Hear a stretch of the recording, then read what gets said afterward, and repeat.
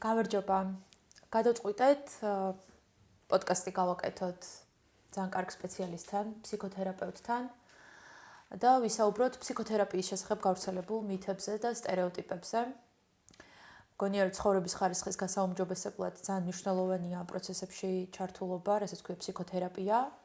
და მაკა ინანაშვილს დაუძახე, რომელიც არის სხეულზე ორიენტირებული ფსიქოთერაპევტი. 10 წლიანი პრაქტიკა აქვს და არის კიდევ ბიოსინთეზის სომატური თერაპევტი, რომელიც შეიძლება ძალიან კარგად არ ვიცი რას ნიშნავს, მაგრამ თუ საშუალება მოგვეცემა, შეგიძლია რომ საუბრების დროს ეგეც ახსენო. მოკლედ, ცოტა რამ ფსიქოლოგიის შესახებ და ფსიქოთერაპიის შესახებ გვინდა რომ მსმენელს მივაწოდოთ. რამდენიმე საინტერესო სტერეოტიპი მოვამზადეთ, მაკა ამოიღებს თითოეულ მათგანს და ვიმსჯელებთ. ჩემი აზრით ძალიან საინტერესო გამოგვივა. გამარჯობა. ნახოთ. რამდენი საინტერესო გამოვა როგორც დავიწყოთ. აი, ავიღე პირველივე. კი ბატონო, აბა რა შეგხვდა? პირველი ეს არის ფსიქოთერაპია მხოლოდ სერიოზული ფსიქიკური პრობლემებისთვის არის. ეს ძალიან ესეთი გავრცელებული ნათქვამია, ხშირად მოისმენს ადამიანი, რომ რა მინდა ფსიქოთერაპიაზე. არ მიყვარს ამ სიტყვების თქმა, მაგრამ ის რაც ხდება ხოლმე მინდა რომ მოკლედ რა მინდა ფსიქოთერაპიაზე, გიჟი კი არ ვარ. თითქოს რაღაცა სასწაული უნდა ჭირდეს ადამიანს იმისთვის რომ მივიდეს ფსიქოთერაპიაზე და თან ეს სიტყვა გიჟიც რა ვიცი, ცოტათი ისეთია, არ ვიცი. გაურკვეველი. მინდა გითხრათ რომ ცოტა იმედები გავუცრო იმ ხალხს, ვისაც ესეთი სტერეოტიპული წარმოდგენა აქვს ამ ფსიქოთერაპიაზე, რომ ეს არ არის სერიოზული ფსიქიკური პრობლემები, არ უნდა გვჭირდეს მაინც და მაინც, რომ ჩვენ მივიდეთ ფსიქოთერაპევტთან. ფსიქოთერაპია შეიძლება ადამიანს სჭირდებოდეს, მაგალითად მოვიდეს, მაგალითად პირადი ურთიერთობებით, რაც ყველაზე ესე ვთქვათ, პოპულარულია ხოლმე. ურთიერთობების თემები, ყოველთვის უფრო რაღაცა როცა გადახედავ რაღაც პოდკასტებს, რაღაც ძალიან ნახვადი არის. იმიტომ რომ ჩვენ არ ვიცით, როგორ უნდა ვიურთიერთოთ სამწუხაროდ. ვთქვათ, ადამიანებთან, საპირისპირო სქესთან, შეიძლება სამეგობრებთანაც გვიჭირდეს ურთიერთობა, ჩვენივე სქესის ადამიანებთან გვიჭირდეს ურთიერთობა. აი ასეთ შემთხვევაში შეგვიძლია რომ მივმართოთ მაგალითად ფსიქოთერაპევტს. ასევე შეგვიძლია ჩემი კონკრეტული მიმდინარეობა, ეს არის სხეულზე ორიენტირებული ფსიქოთერაპია, როგორც უკვე აღნიშნეთ და ბიოსინთეზი ესეც არის სხეულზე ორიენტირებული ფსიქოთერაპიის მიმდინარეობა, ერთ-ერთი მიმდინარეობა, აქაც ბევრი მიმდინარეობა და მე ერთ-ერთი ბიოსინთეზის ასე ვთქვათ წარმომადგენელი ვარ. ხო ფსიქოთერაპია შეიძლება მიმართოს ადამიანმა, რომელსაც აწუხებს, გამუდმებით აწუხებს რაღაცა ფიზიკური პრობლემები აქვს. სულ ცუდად არის, არ ვიცი, ექიმიდან ექიმთან დადის, ექიმები ვერაფერს ვერ უგებენ. ადამიანი თვითონ ცუდად არის, მაგრამ რაღაცა, არ ვიცი, არაფერი არ არის, სამედიცინო თვალსაზრისით არაფერი არ ჭირს, მაგრამ აქ კიდე მინდა რაღაცა უფრო გაბედულად ვთქვა ამ შემთხვევაში. რომ შეიძლება სამედიცინო თვალსაზრისითაც გვჭირდეს რაღაც კონკრეტული პრობლემა გქონდეს. ასეთ შემთხვევაში ძალიან კარგი იქნება თუ მივაკითხავთ ფსიქოთერაპევტს, იმიტომ რომ ხშირად არის ძალიან ბევრი დაავადება, ავადმყოფობა, რაღაცა კონკრეტული სტრესიდან გამომდინარე, რომ წარმოიშობა. ჩვენ ზოგჯერ ვერც კი ვაცნობიერებთ ხოლმე, როგორი სტრესის წნეხის ქვეშ ვართ, მაგრამ ჩვენი სხეული ძალიან კარგად გრძნობს ხოლმე ამას, რომ მოკლედ, მე ცუდად გავხდი, არ ვიცი, რაღაცა დამემართა. ძალიან ბევრი დაავადება, მათ შორის გულის პრობლემები, სისხლძარღვები, არ ვიცი, ხერხემლის პრობლემები, მოკლედ ძალიან ბევრი პრობლემაა, რომელიც შეიძლება და არა, მოკლედ დიდი ალბათობით არის ხოლმე უფრო ფსიქოგენური წარმოშობის, რომ ჩვენ რაღაცა სტრესებმა სტრესებს ასე გაუმკლავდა ჩვენი სხეული, რაღაცნაირად თითქოს გაუმკლავდა, მაგრამ თან ვერც გაუმკლავდა. კიდევ მაგალითად ისეთ შემთხვევებში შეგვიძლია მივმართოთ ფსიქოთერაპევტს, როცა გვინდა რაღაცა შევცვალოთ ცხოვრებაში და ვერ ვცვლით. აი მაგალითად ადამიანები, რომლებიც გვაქვს მაგალითად შეგრძნებული წრეზე დავდივართ, რაღაც სულ ერთი და იგივე რაღაცა ხდება ჩემ ცხოვრებაში. წინ ვერ წავედი, ურთიერთობებში სულ ერთსა და იგივე ერთნაირ ადამიანებს ვხვდები მაგალითად, აი მაგალითად სულ ვიღაცები სულ მემატყუებენ, ვიღაცებმა მე მიმატოვეს, ანუ ბევრჯერ მიმატოვეს. ვთქვათ, ხო, ესეთ შემთხვევებში შეგვიძლია მივმართოთ ფსიქოთერაპევტს. თუ რაღაცა ხო ცვლილებები გვინდა რომ მოხდეს ჩვენს ცხოვრებაში და სადღაც წინ წავიდეთ, რატო ვერ მივდივარ სადღაც, რატო მეორდება ერთი და იგივე, ხო? აი ასეთ შემთხვევებში შეგვიძლია რომ მივმართოთ ფსიქოთერაპევტს და არ არის აუცილებელი მაინც და მაინც რამე სერიოზული ფსიქიკური აშლილობა გქონდეს, რომ მხოლოდ იმ შემთხვევაში მივიდეთ ფსიქოთერაპევტთან და ჩავთვალოთ, რომ გამართლებულია ამ შემთხვევაში ფსიქოთერაპევტთან მისვლა. ასევე ფსიქოთერაპევტთან ძალიან მნიშვნელოვანი ფსიქოთერაპიული ჩარევა, მაგალითად დამოკიდებულების შემთხვევაში, როდესაც ადამიანს აქვს დამოკიდებულებები, ნარკოდამოკიდებულება, ალკოჰოლდამოკიდებულება, თამაშდამოკიდებულება. ხშირია ხოლმე რომ მაგალითად ამაზეც მინდა რაღაცნაირად გავაკეთო აქცენტი, რომ როდესაც ადამიანი მაგალითად ნარკოტიკ დამოკიდებულია, ხო, მიდიან, იკეთებენ დეტოქს და ჰგონია მთელ მის ოჯახს, რომ რაღაცა ამით მოხდება განკურნა. ფიზიკურად შეიძლება მართლაც კარგად იგრძნოს თავი, ეს ამ დეტოქსი ამას ნიშნავს, რომ მისი სხეულიდან გამოდის ნელ-ნელა ეს ნარკოტიკი, მაგრამ ფიზიკური დამოკიდებულების მოხსნა შესაძლებელია, უბრალოდ ფსიქოლოგიური აქ არის ძალიან განსაზღვრავს ხოლმე დამოკიდებულებას ჩვენი ფსიქოლოგიური მდგომარეობა. აი, აქედან ვერ გამოდის ხოლმე ადამიანი. ასეთ დროსაც ძალიან მნიშვნელოვანია ფსიქოთერაპევტს მივმართოთ და არ ვიაროთ, რა ვიცი, კითხავებთან და ექიმბაშებთან და ასე შემდეგ და არ დავმალოთ ეს პრობლემა. ესეც ძალიან მნიშვნელოვანია და ასევე მნიშვნელოვანია ხოლმე მათი ოჯახის წევრების ფსიქოთერაპიაც, იმიტომ რომ ხშირად არის ხოლმე რომ გონიათ, რომ მაგალითად დამოკიდებულების მქონე ადამიანს სჭირდება დახმარება და მის გარშემო ვინც არის ოჯახში, იმათ არაფერი არ ჭირთ, ყველა დანარჩენი კარგად არის. ესეც რა თქმა უნდა, ესეც რაღაცნაირად მითია ხოლმე, რომ მათ არ ჭირდებათ და ვიღაცას სჭირდება და ასეთ შემთხვევაში, როდესაც ყავს ოჯახში დამოკიდებულების მქონე ადამიანი, ძალიან მნიშვნელოვანია მათი ოჯახის წევრების ფსიქოგანათლებაც, ფსიქოკონსულტაციაც, ფსიქოთერაპიაც. იმისთვის რომ მოხდეს რაღაცნაირად ოჯახური სისტემის როგორც შესაძლებელია განკურნება, ან უფრო გამოჯანმრთელება. აი დამოკიდებულებების თემა ჩვენცაც ძალიან მნიშვნელოვანია, იმიტომ რომ განმეორებადობა ახასიათებს ცხოვრების ხარისხი ძალიან დაქვეითებული, ახლა თუნდაც ხო ვთქვათ ნარკოდამოკიდებულ ადამიანებზე რომ ვსაუბრობ, სასმელ დამოკიდებულ ადამიანებზე. ძალიან რთული არის მათი ოჯახის წევრების ცხოვრებაც, იმიტომ რომ ისინი თან დამოკიდებულებაში შედიან და ხშირად ვერც ხდება გააზრება, რომ სამდვილეში სერიოზული ფსიქოლოგიური პრობლემიდან გამომდინარე შეიძლება ქონდეს ადამიანს. და აი ამაზე დიდად არავინ არ ფიქრობს, ხო? აი თუნდაც თამაშ დამოკიდებულება, ხო, ერთ-ერთი სერიოზული დამოკიდებულება არის. და ეს ბრაზი, ნერვიულობა, რომელიც მე ახასიათებთ დანარჩენი ოჯახის წევრებს, სამდვილეში შეიძლება ერთი პრობლემით გადაიჭრას, რომ თერაპიაზე მისვლა, მაგრამ ეგეც ძალიან რთულია, რომ ადამიანი რაღაცნაირად ამ დამოკიდებულებაში მყოფი დაარწმუნა, რომ ეს მას სჭირდება. ნახეთ, დამოკიდებულებაში მყოფი ადამიანი შეიძლება ვერ დარწმუნდეს, მაგრამ აქ ყველაზე მნიშვნელოვანი ოჯახის წევრების აქცენტი რომ გავაკეთე, რომ თქვათ ეს ამათვისაც მნიშვნელოვანია, ხო?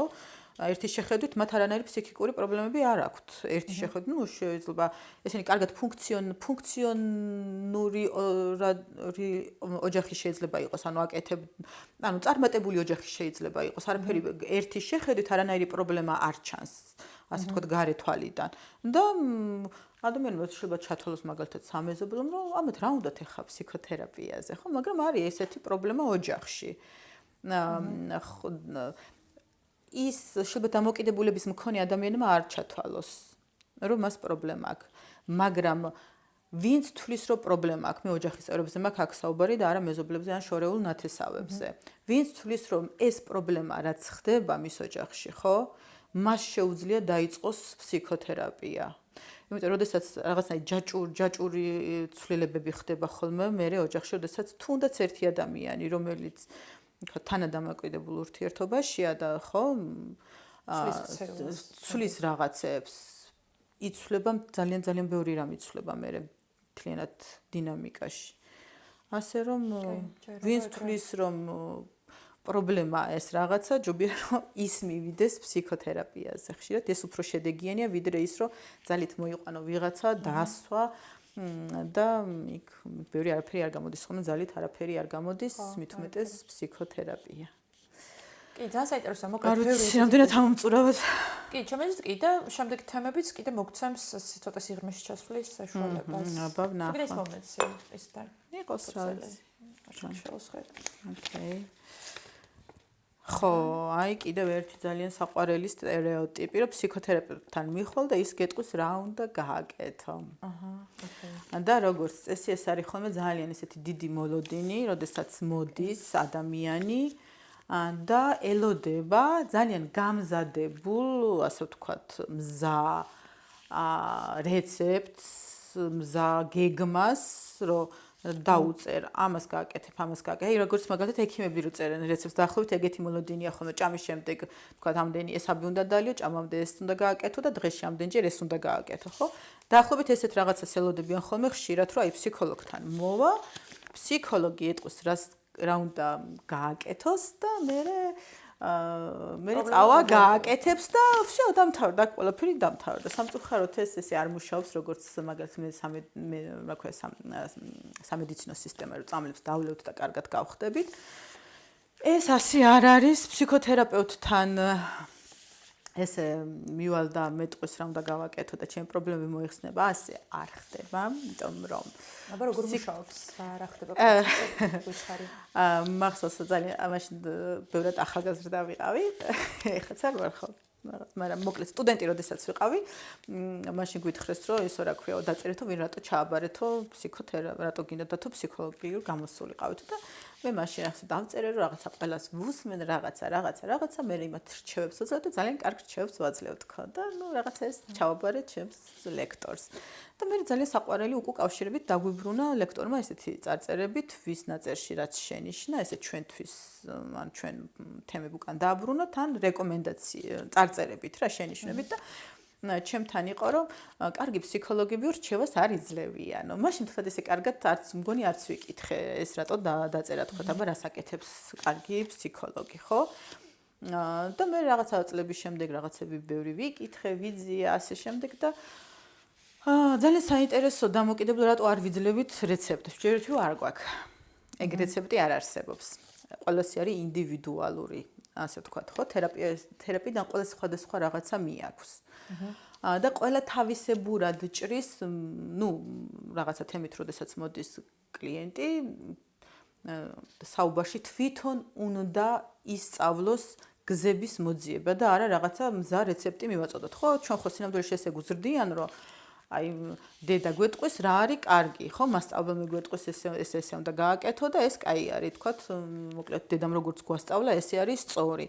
და ძირითადად აქვთ ხოლმე ჩვენ ბავშვთან პატარები ვართ და მე ზრდასრულობაშიც აი გამზადებული ასე ვთქვათ ფრაზები, რეცეპტები როგორ უნდა მოიქცე, რა უნდა გააკეთო, მაგალითად კარგად უნდა ისწავლო იმისთვის, რომ წარმატებული იყო, უნდა დიპლომი გქონდეს, რომ წარმატებული იყო და სინამდვილეში ვიზრდებით და მთლად ეგრე არ არის, რომ ვთქვათ, განათლება მივიღე, დიპლომი მაქვს და არ წარმატებული ვარ, ან შეიძლება ვარ წარმატებული, მაგრამ ბედნიერი არ ვარ და ძალიან ბევრი რაღაც დანაკლისები მაქვს ხოლმე და ის რაღაცა ჩადებული აზრი რომ ვთქვათ ესე მითხრეს ბავშვობაში რომ ესე თუ გააკეთებ ყველაფერი კარგად იქნება შენ ცხოვრებაში არ გაამართლა ამა ხო და შესაბამისად უნდა მოვძებნო ჩემი გზა ანუ როგორ გავხდე უკეთესად როგორ ვიგრძნო თავი როგორ ვიგრძნო ვთქვათ სიხარული არ ვიცი როგორ მქონდეს ენერგია როგორ ვიყო წარმატებული როგორ ვაკეთო ის რაც მე ნამდვილად მინდა და მოკლედ ასე შემდეგ რეცეპტები არ ვარიგებთ სამწუხაროდ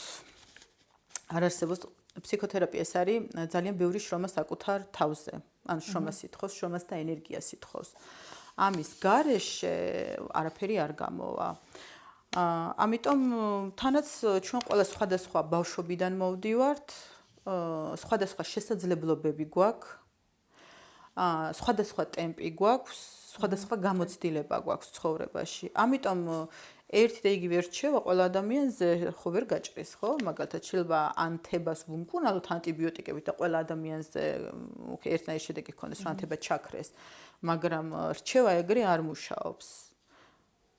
სამწუხაროდ. ამიტომ სხვა დროც შეიძლება სჭირდებოდეს. სხვადასხვა დროც შეიძლება ჭირდებოდეს. თანაც როდესაც ვიღაცას რჩევას ვაძლევთ, მაშინ ჩვენ ვართ შედეგზეც პასუხისმგებლები. ხო და მაშინ მე როგორ ვთქვათ, ხო ყავს ვთქვათ ბევრი კლიენტი, პაციენტი, ხო და ყოველს რჩევას მივეცი და ისინი მე ამას როგორ განავითარებენ და განახორციელებენ, მთელი პასუხისმგებლობა მოდის ჩემზე. და სინამდვილეში ეს ასე სამწუხაროდ კი არა, საბედნიეროდ ის რომ თერაპევტი რჩევას არ გაძლევს იმაზე აქ პასუხისმგებლობას გაკისრებს უკვე რაღაცნაირად შენ, რაც ნიშნავს იმას, რომ უნდა გაიზარდო ემოციურად და უნდა ავიღოთ უკვე ზრდასრული პასუხისმგებლობა და არა ბავშვური რაღაცები, როდესაც ბავშვობაში რაღაცები ზედმეტად ვთქვათ ზედმეტ პასუხისმგებლობა დაგვაკისრეს და ჩვენ ამას ვერ ვუმკლავდებოდით, ხო? და მე სულ ვისწავლეთ ის, რომ გავიქცეთ პასუხისმგებლობებიდან. როდესაც ფსიქოთერაპიაში მოვდივართ, მსგავსი დაკვეთით თუ რა თქმა უნდა შევნიშნეთ, რომ სულ გავვივართ პასუხისმგებლობებიდან, ხო? მაშინ აქ უკვე უნდა გავიზარდოთ რაღაცნაირად ემოციურად, ფსიქოთერაპია ამაში გვეხმარება, რომ ვიზრდებით სხვისი მხარდაჭერიდან გადავდივართ თვით მხარდაჭერაზე, ანუ თუ მჭირდებოდა რაღაცა პერიოდის განმავლობაში თქვათ ფსიქოთერაპევტის მხარდაჭერა, მე უკვე შემიძლია საკუთარი თავს დაუჭირო თვითონ მხარი ემოციურად და შესაბამისად პასუხისმგებლობასაც ვიღებ უკვე ის რაც უნდა ვისაუბროთ განსხვავება რა არის ჩემი პასუხისმგებლობა და რა არ არის ჩემი პასუხისმგებლობა და ის რაც ჩემი პასუხისმგებლობა მე აქ უკვე ვიღებ ჩემს თავზე პასუხისმგებლობას და შესაბამისად ვასრულებ. ამიტომ არ ვიცი ხა რაღაც ისეთია. ხო, აი ხანდახან ეს მოლოდინები თავის მხრივ უკვე გულისხმობს, რომ რაღაცა ტიპის პრობლემასთან გვაქვს საქმე, ну, გამოწვევასთან ყოველ შემთხვევაში, ხო, აი ამ ჩვენი პრობლემები გვინდა რომ გადავჭრათ, ცალსაღად ძალიან კაი სურვილია, მაგრამ ამ მოლოდინებშიც ისეთი რამე ჩანს ხოლმე, რომელიც ფსიქოთერაპიისთვის კარგი სამუშაო მასალა შეიძლება გახდეს და პაციენტთან ურთიერთობაში ალბათ კარგი ფსიქოთერაპევტი აღწევს იმას, რომ ასე ვთქვათ, მიახვედროს კლიენტი, რომ სინამდვილეში ეს მოლოდინი არასწორი მოლოდინი იყო და საქმე შეიძლება საერთოდ სხვა რაღაცაში იყოს და შვებას მაინც იგრძნო. მოკლედ პრობლემის მოგვარება მაინც გამოდის. უბრალოდ ხო, კარგად მუშაობა ძალიან მნიშვნელოვანია და ძალიან საჭირო არის რა.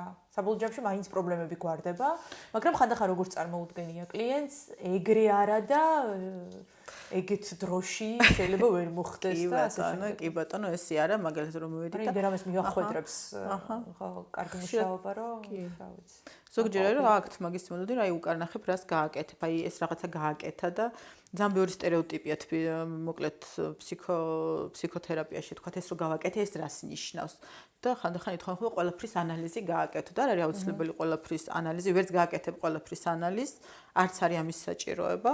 და აქ ყველაზე მნიშვნელოვანი მაინც ის არის რა მიაქვს კლიენტს თვითონ რა გააანალიზა, თვითონ რა გააცნობიერა და რა იყო, თქვათ კონკრეტულ ერთ სესიაში რა იყო მისთვის მნიშვნელოვანი. და არა ის რომ ფსიქოთერაპევტმა რაღაცა ძალიან მაგარი პასუხები უთხრა, ძალიან მაგარი რაღაცები უთხრა.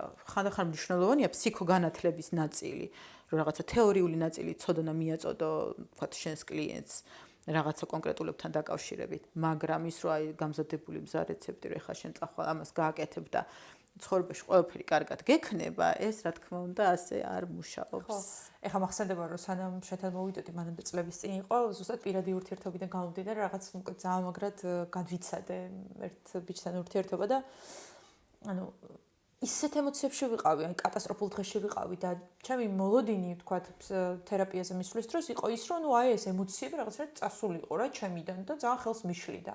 სინამდვილეში როცა მივედი, მე იმდენ რაღაცას შევეხე და ისეთი ძვირფასი იყო ის შედეგები, რაც წამოვიღე, რომ სადღაც რა მიასახარისხოვანი გახდა ის რისთვისაც მივედი, მოკლედ აი მაგას გულისხმობ რა, რომ ისეთ მიხვედრილობებში შედის კლიენტი, რომ ხანდახან ეს ზედაპირული მოლოდინები ქრება და ადგილს იკავებს, მათ ადგილს იკავებს რაღაც უფრო მნიშვნელოვანი და სიღრმისეული და საბოლოო ჯამში ხო პიროვნულად იზრდები, ეგ არის ყველაზე კარგი, რაც ამ პროცესების დროს ხდება. კაი, მაგრამ მოდი ამოვიღოთ შემდეგიც. ხო არაფერს თქვა გინდა. ანუ აი ურთიერთობებთან დაკავშირებით მინდა რაღაცა ისე რომ ურთიერთობის თემით რომ მივიდივართ ფსიქოთერაპიაზე, ეს ურთიერთობის თემა ეს არის აისბერგის წვერი, რამაც შეიძლება რომ ანუ იმის იქით კიდე იმდენი კომპონენტია, სადაც ჩვენ ძალიან ბევრი რამე გვაქვს დასანახი ახლა სამწუხაროდ არც არის ამის დრო, რომ ესე გავშალოთ, ხო? და ამიტომ მოკლედ მოდით გადავიდეთ შემდეგ სტერეოტიპზე. აისბერგის წვერია. თუ ფსიქოთერაპიაზე მივდივარ, ესე იგი სუსტი ვარ, ხო? ესეც ძალიან ხშირია ხოლმე.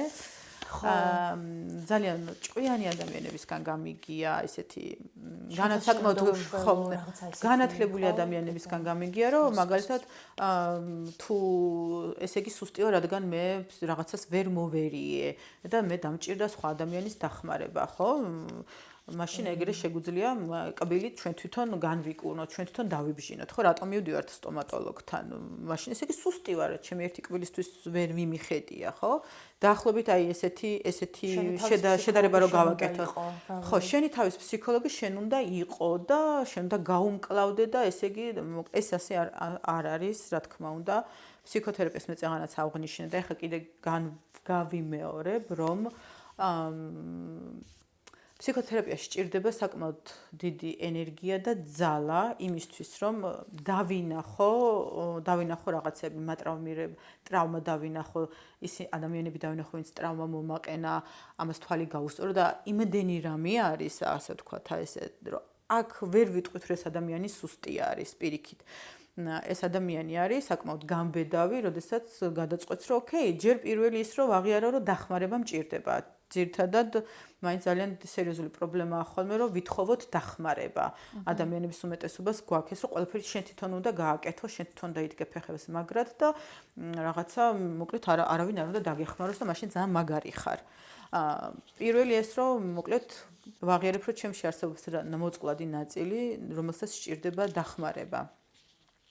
და არის რაღაც, რასაც მე ვერ ვუმკლავდები და მჭირდება სპეციალისტი. და ამ სპეციალისტის სწორედ განსაზღვრა, რომ მაგალითად, თუ ფსიქიატრი მჭირდება, არ მივიდე ნევროლოგთან. მარტო იმიტომ, რომ ფსიქიატრთან მისვლა ტეხავს. და თუ ფსიქოთერაპია მჭირდება, მივიდე ფსიქოთერაპევტთან. ესეც ძალიან მნიშვნელოვანი საკითხია და მოკლედ ის რომ რაღაცა ტეხავს, ეს არ ტეხავს, არ არის ეს ადამიანი სუსტი ადამიანი.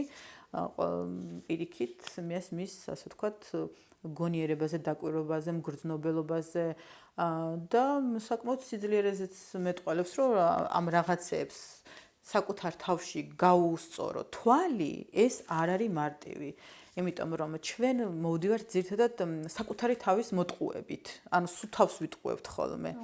თან ისეთ ტყუილებს იგონებს ჩვენი ფსიქიკა, იმისთვის რომ თავი გადავირჩინოთ, რომ ჩვენც გვჯერა და მე გვჭირდება ძალიან დიდი დრო იმისთვის, რომ ასე ვთქვათ ის ტყუილი, რომელთაც მთელი ჩვენი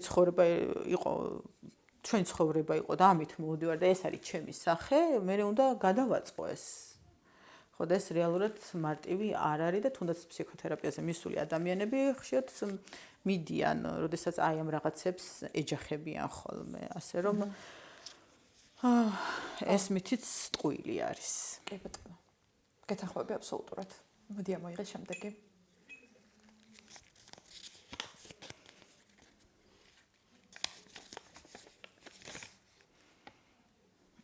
ხო, თერაპია ძალიან გრძელდება და წლები ჭირდება. ახლა ვიღაცებს ძალიან ეზარებათ ხოლმე. არის მიმდინარეობები, რომლებიც 10, 16, 12 სესია არის, მაგალითად CBT, ძალიან ასე ვთქვათ, რაღაც კონკრეტული სესიებია გაწერილი, რაღაც კონკრეტული რაოდენობა. თუ რაღაცა კონკრეტული დაკვეთით მივდივართ და მინდა რომ მხოლოდ ეს მოგვარდეს და მეტი არაფერი, ასეთ შემთხვევაში შეიძლება მართლაც ძალიან მარტივად რაღაც ერთი საკითხი მოვაგვარო და всё დავამთავროთ. ესე ნების ბევრი თერაპიული მიმდინარეობა, რომელიც არ არის დროში გაწერილი, მაგრამ ფსიქოანალიზი დროშია გაწერილი. არც ხელზე ორიენტირებული ფსიქოთერაპია არ არის ესეთი მარტივი და მოკლედ სხვა ფსიქოთერაპიული მიმდინარეობების გაწერილია კონკრეტული დროები და რაოდენობები და არის რომელიც უბრალოდ შეგიძლია საკუთარი სურვილისამებრ თუ მაგალითად მივედი რაღაცა კონკრეტული დაკვეთით. ის დაკვეთა ასე ვთქვათ, მაგალითად მინდა რომ სამსახურში ერთი ნაბიჯით წინ წავიდე, დავწინაურდე, მივედი ფსიქოთერაპია, სადღაც 3-4 სესიაში, არ ვიცი, ესეც ან ინდივიდუალური, ან 10 სესიაში, ან 20 სესიაში. მოკლედ, რაღაცები შეცვლილებები მოხდა ჩემს ცხოვრებაში.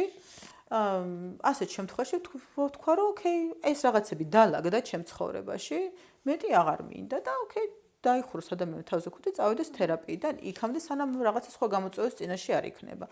ასე რომ ეს რაღაცა წლები გრძელდება, წლები არ გრძელდება. გააჩნია დაკვეთას, გააჩნია თვითონ ადამიანის მზაობას, რამდენად არის მზად იმისთვის, რომ ნამდვილად მოხდეს ეს ცვლილება. ზოგჯერ არის, რომ მოდის ადამიანი რაღაცის ცვლილება უნდა, მაგრამ უცებ აღმოაჩენს, რომ არ არის ამისთვის მზად და ესე შეიძლება 10 წელიც იარო, მაგრამ არც არაფერი არ მოხდეს. მაგრამ ვიღაცა იმდენად მზად არის, რომ ერთი სესია მოვიდეს, რაღაცა დაინახოს, წავიდეს და იმდენი წაიღოს იმ ერთი სესიიდან, რომ ნაცი ვიღაცის მაგალითად 9 წელს უდრიდეს. კი.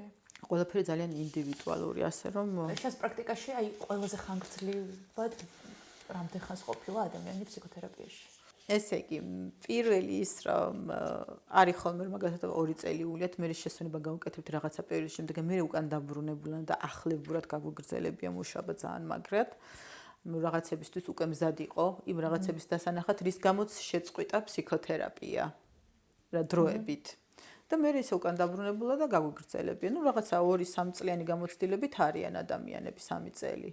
თუმცა უფრო მეტ წლიანიც არის მაგალითად ერთხელ მახსოვს ერთ-ერთმა ტრენერმა რაღაც ტრენინგზე ძალიან საინტერესო кейსი იყო და თქვა რომ აქ შეგვიძლია ჩვენო ვიმუშაოთო რაღაცა მოკლედ სიკვდილის სიცოცხლის საკითხი იყო და ოღონდ მაშინ როცა თერაპევტიო კარგად იცნობს თავის კლიენტს, მაგალითად 10 წლიანი მუშაობის გამოცდილება აქვს ერთადო.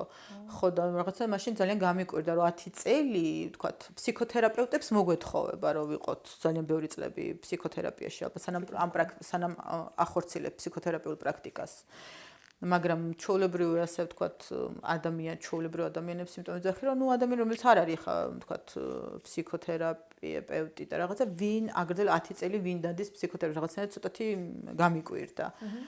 მაგრამ ნუ როგორც ჩანს მას ჰქონდა ეს გამოცდილება, რომ ფსიქოთერაპია 10 წლის შემდეგ რაღაც ძალიან სერიოზულ საკითხებზე შეიძლება, ანუ ძალიან სიღრმისეულ საკითხზე იყოს საუბარი, ეს არ იყო რაღაცა ურთიერთობის თემა და ხო, ჩვენ მეგობარი ისე გამახსენდა სხვადასხვა ადამიანთან, მაგრამ ერთი 5 წელია დაახლოებით არის პროცესში და ვფიქრობ, რომ ძალიან კარგია რომ არის.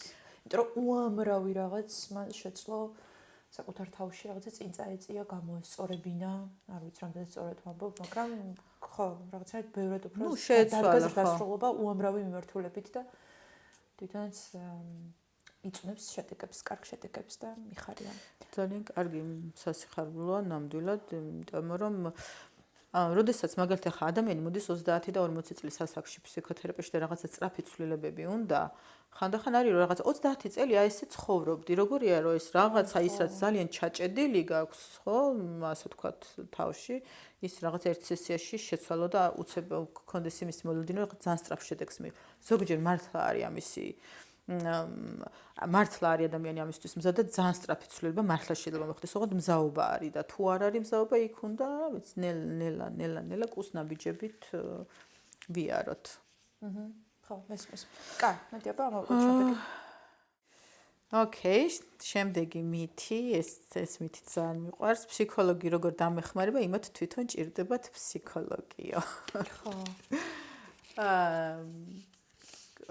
ჭირდებათ ხა, რატომაც არა ხან. კი ბატონო, მოდი პირველი ჯერ მას ვიტყვი, რომ ეს დაახლოებით ისეთივე ნათქვამი, მაგალითად გული რო გვაწუხებს და კარდიოლოგთან ვიღაც კარდიოლოგთან მინდა და კითხვა თქვენ გაქვთ გულის პრობლემები თუ არა.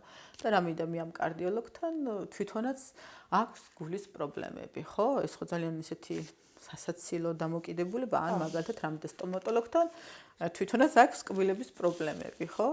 ჩვენ ყველა ვართ ადამიანები, არც ფსიქოლოგები და ფსიქოთერაპევტები და არ ჩამოფრენილან ასე ვთქვათ ციდან ჩვენც დედამიწაზე ისეთივე ვთქვათ მსგავსი მშობლების გავუჩნდით, იგივე პრობლემებით გავიზარდეთ, იგივე ქვეყანაში, იგივე სტერეოტიპებზე აღვიზარდეთ და მოკლედ ასე რაღაცა ზეციდან არ ჩამოვსულართ ესე და პრობლემების გარეშე და რაღაცა აი გადავწყვიტე ფსიქოლოგი ყოფილიყავი და ეს რა თქმა უნდა ესეთი მარტივი არ არის. კი ბატონო, ფსიქოლოგებსაც გვჭირდება ჩვენი ფსიქოლოგი, ყავს კიდეც ეს ძალიან მნიშვნელოვანი მოთხოვნა არის. ამის გარეშე ევროპული და ამერიკული სტანდარტებით ფსიქოთერაპევტი თვითონ უნდა გადიოდეს ფსიქოთერაპიას, ეს არის ძალიან მნიშვნელოვანი. ყველა მიმდინარეობას აქვს თავისი რაოდენობა, მინიმალური რამდენი უნდა გქონდეს გავლილი ფსიქოთერაპევტს, პირადი თერაპია და ერთ-ერთი, ჩვენ მიმდინარეობაში ყოველ შემთხვევაში ჩვენთან მოთხოვნა არის რომ 150 საათი უნდა გქონდეს პირადი ფსიქოთერაპია გავლილი, რომელიც ესე რომ დავთვალოთ ინტენსიურს, რასაც მაგალითად კვირაში 1 საათი, დაახლოებით 3 წელიწადი უწყვეტ რეჟიმში. არის რომ მაგალითად 150 საათი პირადი თერაპია დააგროვო. სანამ თერაპიას თვითონ დაიწყებ? შეგიძლია პარალელურადაც აკეთო ეგ. ანუ ეს არ გულისხმობს რომ მაინც და მაინც 150 საათი სანამ არ გავა, იქამდე ფსიქოთერაპია არ დაიწყო. შეგიძლია, თანაც არის ასეთი რეკომენდაციები, რომ დაელოდებით იმას, რომ თქვენ გახდეთ იდეალური ფსიქოთერაპევტი, იმიტომ რომ ყოველთვის იქნება რაღაც, რასაც ვერ დავინახავთ, ყოველთვის დაგვრჩება რაღაცა დაუმუშავებელი, ჩვენი პირადი. იდეალური ფსიქოთერაპევტებიც არ არსებობენ, როგორც მაგალითად იდეალური არავინ არ არსებობს, ასე ვთქვათ. და ამიტომ დაელოდებით იმის, რომ რაღაცა სასწაულება, რაღაცა 200 წიგნი წაიკითხო, ეს მიმდინარეობა ისწავლე, ეს მიმდინარეობა და ველოდო მთელი ცხოვრება იმას, რომ მაგალითად მე იდეალური უშეცდომო ფსიქოთერაპევტი ვიქნები. და მოკლედ ძალიან ბევრი ფსიქოთერაპევტი, ცნობილი ფსიქოთერაპევტები წერენ ხოლმე თავიანთ გამოცდილებაზე და ძალიან სასიამოვნო ხოლმე ამ რაღაცების წაკითხვა დამამშვიდებელის თუ რაღაცა პერფექციონისტული ისინი გაქვთ დამოკიდებულებები ამასთან მიმართებაში, რომ რაღაცა ყველაფერი იდეალურად აკეთო. ხშირად არის მახსოვს ირვინ იალომი ესეთი ფსიქოთერაპევტი, ამერიკელია სხვათა შორის და ის წერს, რომ ერთხელ ფსიქოთერაპევტს დაუსიო, ჩემო კლიენტს ისეთი შეკითხვა დაუსიო, ეხლა აღარ მახსოვს უწას და უცებ გამეცინავ, იმიტომ რომ აი ეს სტუდენტი რო დასვავდაო დაახლოებით აი ესეთი დამწყები პირველ კურსზე რო დასვავდაო, ისეთი შეკითხვა დაუსიო და რაღაცნაირად გამეცინაო, რომ ეს როგორ მომივიდაო, მაგრამ მოკლედ უშეცდომოდ არავინ არ არის, ფსიქოლოგებსაც გვჭირდება ჩვენი ფსიქოთერაპევტები. ყავს წესით სავალდებულო შეგიძლიათ გკითხოთ მაგალითად თქვენი ფსიქოთერაპევტი არის თვითონ ფსიქოთერაპიაში თუ არ არის ფსიქოთერაპიაში, ძალიან მნიშვნელოვანია შეგიძლიათ ამის შესახებ მოიკითხოთ, იმიტომ რომ აქ ძალიან ბევრი რაღაცა ხდება კლიენტსა და ფსიქოთერაპევტს შორის, იმიტომ რომ რაღაცნაირად კლიენტიც დაცული იყოს, თერაპევტიც გადაცული იყოს, რაღაც საკითხთან დაკავშირებით აი ესე წრეზე არის რომ ძალიან დიდი ხანი, იმიტომ რომ თერაპევტი თავის პრობლემას ვერ ხედავს და შესაბამისად ვერც კლიენტის პრობლემას ვერ ხედავს და მოკლედ ამისთვის კიდე ფსიქოლოგებს ყავს სუპერვიზორებიც, არა მარტო ფსიქოთერაპიაში, პირადი ფსიქოთერაპია მნიშვნელოვანი, ასევე იმის რომ кейსებში თუ დახმარება გვჭირდება, ყავდეს ჩვენი სუპერვიზორი, რომელიც რაღაცნაირად დაგვეხმარება ამის განხილვაში, რომ იქ რა შეიძლება რომ გაკეთდეს და რა პრობლემაა და თუ ეს თერაპევტის პრობლემაც არის და კლიენტის პრობლემაც არის, აქ უკვე თერაპევტი თავის თერაპევტთან მიდის და ამუშავებს და მე რაღაცნაირად ეხმარება. რა განსხვავებაა სუპერვიზორსა და სუპერვიზორთან განვიხილავთ кейსებს. ანუ კონკრეტულად კლიენტის кейსს. ოკეი. თუ მაგალითად რაღაცა პრობლემაა და ვფიქრობ, რომ ამ კლიენტთან სადღაც რაღაცა ვერ მიდის ისე საქმე, როგორც საჭიროა. ეს ადამიანის ფსიქოლოგიური განათლების მქონია, ხო? ხო, რა თქმა უნდა და სუპერვიზორი, რა თქმა უნდა, ყავს იმ მიმდინარეობის სუპერვიზორი, რა მიმდინარეობაშიც ჩვენ ვმუშაობთ, ეს ძალიან მნიშვნელოვანი ის ფსიქოლოგიური განათლებების არის და რა თქმა უნდა, ეს კონფიდენციალური არის ინფორმაცია. კონფიდენციალური ანონიმურობას ვინ არჩუნებთ სახელი და გვარებით არ უბრალოდ ვეუბნებით რომ თქვათ ეს არის თქვათ ამდენი წლის მდედრობით ის кейსის და რაღაცა ამით არის და ეს კონფიდენციალურობასთან დაკავშირებით გამახსენდა, ეხლა არ ვიცი რატომ მოვიფიქრეთ ეგ, მაგრამ ხანდახან არის ეს სკეპტიციზმი იცის ადამიანებში, რომ ფიქრობენ, რომ თუ ფსიქოლოგთან მივლენ და თავის ძალიან პირად თემებზე ისაუბრებენ, შეიძლება ეს ინფორმაცია გასცეს, თქვათ, ამ ადამიანმა და ნდობაც საკმაოდ უჭერთ ხოლმე. ხო და არ ვიცი ხა ამას როგორ შეიძლება უშუალოდ მე რაღაცა არა, ნახეთ, ეს ძალიან მნიშვნელოვანია, იმიტომ რომ არის შეხშირი ხო, ოკეი, არის ესეთი შემთხვევები. პირთანაც ძალიან უჭერდეს ადამიანს ამ გადაწყვეტილების მიღება და მიეჩნდეს, რომ ეს შეიძლება სადღაც გაიტანოს ვინმე. აი როცა ძალიან პირად ეხება საქმე ადამიანს ამ გადაწყვეტილების მიღება რომ გადასცეს ვინმე მეორეს ეს ინფორმაცია ძალიან მაგრა უჭერს ხოლმე. ნუ სრულიად სამართლიანადაც ჩვენს ჯერ პირველ ის რომ არ გვაქვს ისეთი სამწუხაროდ არავინ არ მოვდივართ ისეთ სამყაროში დედამიწაზე რომ გქონდეს აი ესეთი უპირობო ნდობა სამყაროს მიმართ, ხო? არა ჩვენ სულ რაღაცა გვეშინია, სულ ეჭვი ვეპარება, სულ არ ვენდობით და ეს ნდობა ძალიან მნიშვნელოვანი საკითხია, მათ შორის შეიძლება 2-3 წელი იყო ფსიქოთერაპევტთან და მაინც არ ენდობოდე. ანუ რაღაცა ღრმად ამბს ვერ განიხილავდე, იმიტომ რომ აქ უნდობლობა, ხო, განსაკუთრებით ახლა სხეულზე ორიენტირებულ ფსიქოთერაპიაში, უბრალოდ ადამიანმა ახლოს არ მიგიშვას. და ეს სრულიად ნორმალურია.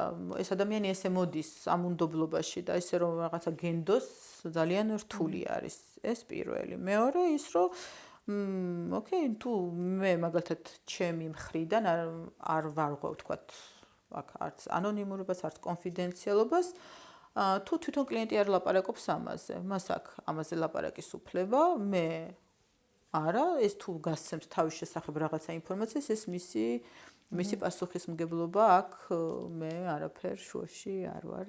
მას აქვს ამისი უფლება. ნუ გვაქვს ჩვენი კონტრაქტი, სადაც დაწვრილების წერია, რა შემთხვევაში შეიძლება გასცეს ფსიქოთერაპევტმა რაღაცა ინფორმაცია კლიენტის შესახებ. და ეს არის შემთხვევები, როდესაც თქვათ მის სიცოცხლესთან ჯანმრთელობას ემუქრება, რამე სუიციდალური თემები არის.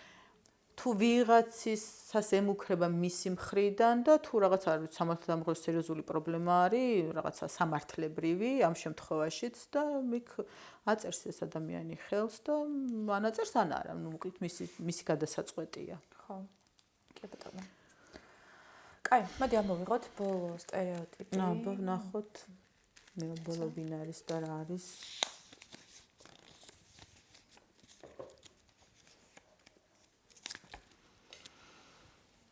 ფსიქოთერაპევტი გახდება შენი მეგობარი, ესეც ხო ძალიან ხშირია ხოლმე, რომ ბევრს გონია რომ ფსიქოთერაპევტი დაუმეგობრდება მას და განსაკუთრებით ადამიანებს, რომელსაც უჭირთ ურთიერთობა კონტაქტი, ანუ ადამიანის სხვა ადამიანებთან კომუნიკაცია, ეს თემები.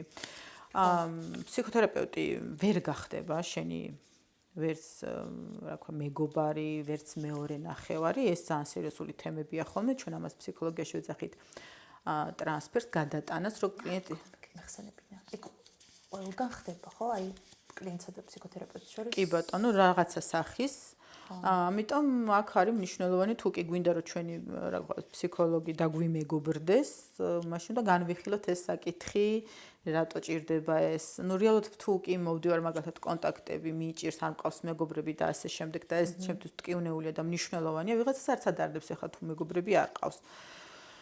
ხო, იქიდან გამომდინარე, ჩვენ მაინც რაღაცნაირად სოციალური ცხოველები ვართ და ჩვენი ასე ვთქვათ, წინაპრები მოდიან, იმიტომ რომ ერთად ვცხოვრობდით, თემური წყობილება იყო, რაღაცა ერთ გამოქვაბულში ვიყავით და ასე შემდეგ ერთად დავდიოდით, მოვიპოვებდით საკვებს და რაღაცა. მაინც მნიშვნელოვანი საკითხი არის, რომ მქონდეს კარგი, ვთქვათ, ურთიერთობა. ხო, ფსიქოთერაპევტთან შეიძლება ძალიან მარტივად გამოდიოდეს, იმიტომ რომ, ნუ, ფსიქოთერაპევტი რაღაცა თავის რაღაც თემები დამუშავებული აქვს შეიძლება და რაღაცა ადვილად საუბრობ მასთან რაღაცებს და მინდა რომ დაუმეგობრდე. ხო, აქ ძალიან მნიშვნელოვანია უკვე განვიხილოთ ეს საკითხი კონკრეტულად კლიენტთან, რა შეჭირდება მას, ვთქვათ, ეს, ვთქვათ, ფსიქოლოგთან დამეგობრება. ფსიქოლოგი შენი მეგობარი არ არის. ეს არის ადამიანი, რომელიც გეხმარება იმაში, რომ ვთქვათ, უკეთ შენ თვითონ ასე ვთქვათ, დაუმეგობრდე, ისწავლე როგორ დაუმეგობრდე, ან რა გიშლის ხელს, დაინახო რა გიშლის ხელს იმაში, რომ მოკლედ ყავდეს საკუთარი მეგობრები. თუ ფსიქოლოგსაც უნდა რომ მოკლედ დამეგობრება ხდება დაახლოებით მინიმუმ 2 წლიანი პაუზა უნდა გააკეთოს ფსიქოთერაპევტმა და კლიენტმა. ოკეი. იმისთვის რომ აღარ იყვნენ თქვათ ფსიქოთერაპევტი და კლიენტი ან პაციენტი და ფსიქოთერაპევტმა თავის თერაპევტთან განიხილოს ეს საკითხი ის რაც ხდებოდა მასა და თავის კლიენტს შორის. ეს კლიენტი წავიდეს სხვა ფსიქოთერაპიაზე და თუ მე კიდე მოუნდებათ რომ ესენი რაღაცნაირად მეგობრები იყვნენ, ოკეი, 2 წლიანი პაუზის შემდეგ რაღაცნაირად შეუძლია რაღაცა რომ ნამდვილად დამეგობრდნენ და რა ვიცი, იმეგობრონ. ასევე აი გამიგია რომ თუ ვთქვათ იცნობ ადამიანს მithuetes რაღაც კარგი ურთიერთობა გაქვს, იმასთან ჯობია არ მიხვიდე ფსიქოთერაპიაზე. აჰა, ესეც ძალიან ხო, მნიშვნელოვანია. მაგალითად ერთ ადამიანს უარიც უთქვამს ჩემთვის ცოტა წლების წინ რა.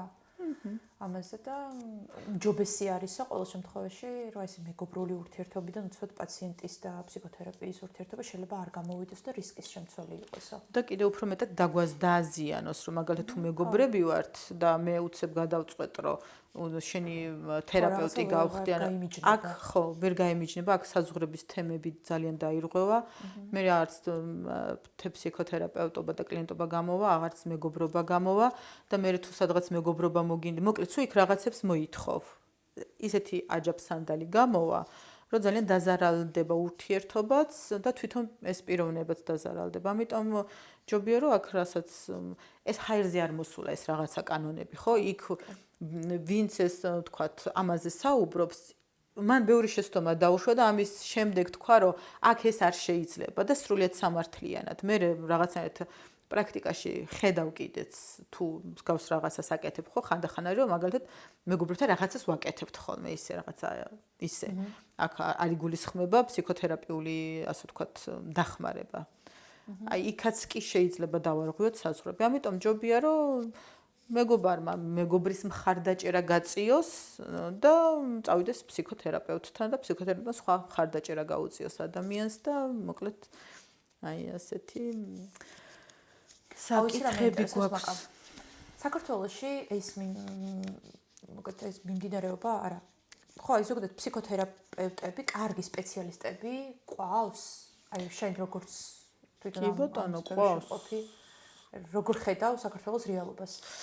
ეხლა ძალიან კი წამოვიდა ეხლა კარგი სპეციალისტების ტენდენცია გაიზარდა რაღაცა ანუ ამ ხრივ განათლება ეს არ არის თქვა 2000 აი თქვა ადრე 10 წლის წინ და 15 წლის წინ რა ხდებოდა თქვა 20 წლის წინ რა ხდებოდა ხო რაღაც 1-2 იყო და ის ფსიქოლოგი არც გაეგო ზოგჯერ ადამიანს და ეხლა ნამდვილად მოდის მაქსიმალურად ცდილობს ყველა მიმდინარეობა მაგალითად თუნდაც ბიოსინთეზის ხელზე ორიენტირებული გეშტალტი რომ კვალიფიციური კადრი გამოზარდოს. ეს არ არის რაღაცა წავიდი რაღაცა ერთ ტრენინგს დავესწარი და უცებ სერტიფიკატი მომცეს და რაღაცა ფსიქოთერაპევტი გავხდი, ხო? ეს არის საკმაოდ დიდი შრომა, ძალიან ბევრწლიანი ასე ვთქვათ, ბევრწლიანი სწავლა, იმიტომ რომ როდესაც ჩვენ ვამთავრებთ, ვთქვათ, ფსიქოლოგიის ფაკულტეტს, ის ძირითადად არაფრის მომცემი არ არის. მერე უწევს დიპლომის შემდგომი განათლების მიღება ადამიანს თუ კი უნდა რომ მან მიიღოს ფსიქოთერაპევტის კვალიფიკაცია და ის დაახლოებით 5-6 წლიანი არის, მინდა გითხრათ. კიდე სხვა სწავლებას გავდივართ, იმისთვის რომ რაღაცა სტანდარტების შესაბამისი ფსიქოთერაპევტები გავხდეთ, ვცდილობთ ამას. მთლიანობაში იდეალური ფსიქოთერაპევტები არ არსებობენ, მაგრამ კარგი ფსიქოთერაპევტები არსებობენ ამ ქვეყანაში და ეხლა რაღაც მოკლევადიანი კურსებით რო ხდებიან ხოლმე და სფეროში შემოდიან. ეს ჩემს ზანაც აზიანებს საერთოდ ბაზარს და იმ სკეპტიციზმსაც აძლიერებს, რომელიც საზოგადოებაში არის და მგონია რომ სახელმწიფო სტანდარტი უნდა არსებობდეს ცოტა უფრო მკაცრი, რომ რაღაც რეგულაციები არსებობდეს რა, ვინ უნდა, აი უშუალოდ ფსიქოთერაპიაზე ვინ უნდა მუშაობდეს. სტანდარტები კი ბატონო უნდა არსებობდეს, ეს ძალიან მნიშვნელოვანი სტანდარტების არსებობა და ბაზარზე რო ეს ამდენი ხალხია, ну, რა ვიცი ხა, ყველა ისეთ თერაპევტთან მიდის, რისთვისაც მზად არის, ეს არის ჩემი ასე ვთქვათ, სიტყვა, ხო? და თანაც ყველაფერი მაინც რაღაცნაირად გამოცდილებით არის, ხო? სადღაც მივედი, რა ვიცი, რაღაცა გავიგე, მაგრამ მივხვდი, რომ იქ ის არ არის, რაც მე მინდოდა. და ყოველთვის შეიძლება რაღაცა ესეთი მოისმინო, ინფორმაცია მოიძინო, თუ კი გადაწყვეტ, რომ თქვა ფსიქოთერაპიაზე მიხვიდე, ინფორმაციის მოძიების შესაძლებლობა ნამდვილად არის, ხო? ეხლა ხო არ გვიწევს, რომ სადღაც რავი, წერილები ვწეროთ და ერთი თვე ველოდოთ ის წერილი, როდის მოგვივა რაღაცების გასარკვევად, ხო? ინტერნეტის სავსეა ძალიან ბევრი კვალიფიციური, კარგი, რა ქვია, ფსიქოთერაპევტებით ინტერნეტი რა, ხო? ნუ საიდანაც ვიღებთ მაინც ძირითადად ინფორმაციას, ასე რომ ის არის ბლოგები და ესეთი რაღაც ფსიქოგანათლების მიმართულებით პირიქით ძალიან საინტერესოა, მაგრამ აი ის ვინც იღებს კლიენტებს და რაღაც არ ვიცი სერვისებს გასცემს, მგონია რომ ცოტა საფრთხილო არის და მან მეტად ეკოლოგიურები უნდა ვიყოთ. ეხლა ცოტა ისტერია არის ჩვენ ქვეყანაში და ალბათ ყველაფერი გადაივლისა დაღვინდება და დალაგდება, კი ბატონო, ну რაღაცა ესეთი პერიოდი არის, იმიტომ რომ აქამდე არაფერი არ ხდებოდა ამ ბაზარზე. ამ ფაქტობრივად არავინ არ იყო, არც არანაირი სკოლები არ არსებობდა, ეხლა არსებობს ძალიან ბევრი ანუ ასე ვთქვათ, ინსტიტუტები არის, რომელიც მაგალითად გასწავლის ამ მიმდინარეობას, კონკრეტულად ამ მიმდინარეობას. შესაბამისად, შეგიძლიათ მოითხოვოთ დიპლომი, რა განათლება აქვს იმ ფსიქოთერაპევტს, როდესაც უკავშირდებით, რა აქვს გავლილი, ეს არის ძალიან მნიშვნელოვანი, ხო, ეხლა თვითონ გადის თუ არა, რა ქვია, თერაპიას, რამდენი წელია თვითონ ფსიქოთერაპიაშია, პირად თერაპიაში, რამდენი წლიანი გამოცდილება, ძალიან ბევრი რაღაცის კითხვა შეიძლება, ხო, როგორც მაგალითად რაღაცა ნივთს ვყიდულობთ და შევდივართ და ვნახულობთ, რომ თქვათ, ამ ნივთის შესახებ რა ვიცი, რა მონაცემები აქვს, რომ ზუსტად ისევე უნდა ავარჩიოთ, ესეც ჩვეულებრივი ბაზარი არის, ისე უნდა ავარჩიოთ, რა ქვია, თერაპევტი, წავიკითხოთ რა მიმდინარეობა, მოვიძიოთ ამაზე ინფორმაცია. ეხლა რაღაცა ვიღაცამ თქვათ დამაბოლა, რაღაცა ვერ გავიგე, ეგეთი რაღაცები არ არსებობს. გაინტერესებს, ნამდვილად გინდა, რომ ამ რაღაცა თქვათ გაიარო, თქვათ, არის კვალიფიცირებულ ფსიქოთერაპევტთან ფსიქოთერაპია. მოიძიე ინფორმაცია ამ ადამიანის შესახებ, მისი მიმდინარეობის შესახებ, რა ვიცი, დაურეკე და პირადად შეგიძლია კითხო ადამიანს, თუ არის, ძირითადად მაინც მოდიან ხოლმე აი ვიღაცა მოურჩია რეკომენდაციით. მაინც ჯერ. ესე ძალიან მნიშვნელოვანია. ან ძალიან ფეისები რო არიან ხოლმე მე. ნუ ძირითადად მასე მიდიან, ხო, აი ძალიან რო ცნობადი სახეები რო არიან, ნუ ძირითადად მაინც ეს ვიღაცებისთვის ეს უფრო რაღაცა სარწმუნო არის, იმიტომ რომ თქვა ტელევიზორში გამოდის, ხო, სადღაცას ნახა და ხო, ну მოკლედ გადაწყვეტილების მიღებისას რომ მიხვიდე ფსიქოთერაპიაზე, ცოტა გონივრულად უნდა მოვიქცეთ ჩემი აზრით და საკუთარი თავიც, ხო, ძალიან უნდა დავინდოთ ამ მხრივ, რომ ესე უბრალოდ სადღაც სკროლვის დროს შემომხვდა და მოდი ეხლა ფულს გადავიხდი და მივალ, არც იმ რიტრიტებზე და რაღაცებზე, მგონია რომ არ უნდა წავიდნენ ადამიანები და ყველგან რაღაცა შეიძლება დაგხვდეს და რაღაცა წამოიღო იქიდან. უბრალოდ ხო, ჩემს დროს და რესურსებს უფრო მეც დაკარგავენ ადამიანები, ჯობია რომ კარგად იკითხონ, გამოიკვლიან და შეიძლება საერთოდ იმ ადამიანთანაც ვისთანაც გადაწყვეტა ესე სიღრმისეული გამოკვლევის შედეგად იქაც არ შედგეს ეს კონტაქტი, მაგრამ ეს ალბათ უფრო მეტად დაგვიცავს რაღაცა ტიპის შემთხვევებისგან, რომელიც შეიძლება არაგონერული გადაწყვეტილების შედეგად დადგეს ხოლმე და სწრაფად და რაღაც. კი ბატონო, ну რაღაცა სწრაფი გადაწყვეტილებები, რა თქმა უნდა, ეს არ არის ისეთი, ზოგჯერ არის მართლა გვხვდება რაღაცა უცებ კონკრეტული ფრაზა არის მნიშვნელოვანი ჩვენთან რეზონირებს ის ადამიანი რაზეც საუბრობს და ვთვლი ჩავთვალო, რომ ოკეი, ხა ამასთან მივალ აი ამ საკითხს კარგად გავივლი. მართალი ხარ, სრულიად რომ შეიძლება ის ადამიანი ძალიან კარგადაც გამოვიკლოთ, მაგრამ ჩემთვის არ იყოს ეს ფსიქოთერაპევტი. ძალიან კვალიფიციურიც იყოს, ისინიც ჰქონდეს, დიპლომებიც ჰქონდეს და ასე შემდეგ. მაგრამ ჩვენთან რაღაცა არ იყოს, ისე ვერ მოვიდეს ეს კონკრეტული მიმდინარეობა. ამიტომ უნდა მოვძებნოთ ჩვენი თერაპევტი, სადაც კარგად ვიგრძნობთ თავს, იქ დავრჩეთ თერაპიაში, იმდენი ხანი, რამდენიც გაგვიხარდება და რამდენიცაც ვართ მზად. ხო, კი ბატონო. კაი, დავასრულოთ საუბარი. მგონია რომ პოდკასტის მოსმენის შემდეგ ადამიანი ვინც თქვათ ფსიქოლოგიური თემატიკით დაინტერესებული არის ფსიქოთერაპიის შესახებ ცოტა უფრო მეტი იცის და იმედი მაქვს რომ დროს ასიამოვნოთ გაატარეთ. ნახვამდის, მომავალ შეხვედრამდე. ნახვამდის.